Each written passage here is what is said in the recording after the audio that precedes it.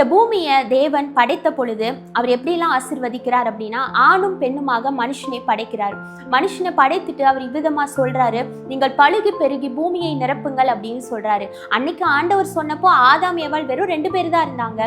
ஆனா இன்னைக்கு பார்த்தோம்னா இந்த பூமி தாங்க முடியாத அளவுக்கு ஜனத்தொகையினால நிரம்பி இருக்கு.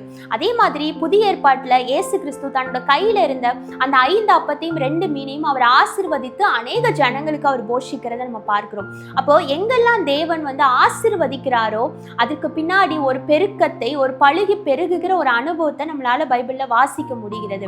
இன்னைக்கு ஆண்டவர் நம்மளை ஆசீர்வதிக்கிறார் அப்படின்னா ஏதோ நம்ம ஒரே இடத்துல தங்கி விடுகிறதுக்காக அல்ல, ஆண்டவர் நம்மளோட எல்லைகளை கடந்து அடுத்த நம்ம ஸ்டெப்புக்கு போகணுன்றதுக்காக ஆண்டவர் நம்மளை பிளஸ் பண்றார். அவரோட பிளெஸிங் பாத்தீங்கன்னா எப்பவுமே ஒரு லிமிட்குள்ள இருக்கவே இருக்காது. அவர் ஆசீர்வதிக்கிறேன் அப்படின்னு அவர் ஒரே ஒரு ஆசீர்வாதத்தை நம்ம மேல சொன்னாலும் அது பழுகி பெருகுகிற ஒரு ஆசீர்வாதமா இருக்கு. அது ஒரு லிமிட்குள்ள, ஒரு பவுண்டரிஸ்குள்ள, ஒரு எல்லைக்குட்பட்டது கிடையாது ஆண்டவருடைய ஆசீர்வாதம் என்பது. நீதிமொழிகள் 10வது அதிகாரம் 6வது வசனத்துல சொல்லப்பட்டிருக்கு, நீதிமானுடைய சிரசின் மேல் ஆசீர்வாதங்கள் தங்கும் அப்படின்னு சொல்றார்.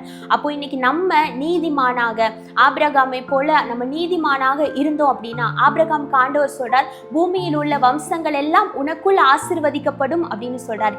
இன்னைக்கும் நம்ம எல்லாம் ஆசீர்வதிக்கப்படுகிறோம் அப்படின்னா நம்ம எல்லாம் ஆபிரகாமுடைய வம்சமா இருக்கிறதுனாலதான். அப்போ நம்ம நீதிமானாக இருந்தோம் அப்படின்னா நம்மளுடைய சிரசில் ஆசீர்வாதங்கள் தங்கும். நம்ம மற்றவர்களை ஆசீர்வதிக்கிற பொழுது அவர்களும் ஆசீர்வாதமா இருப்பாங்க.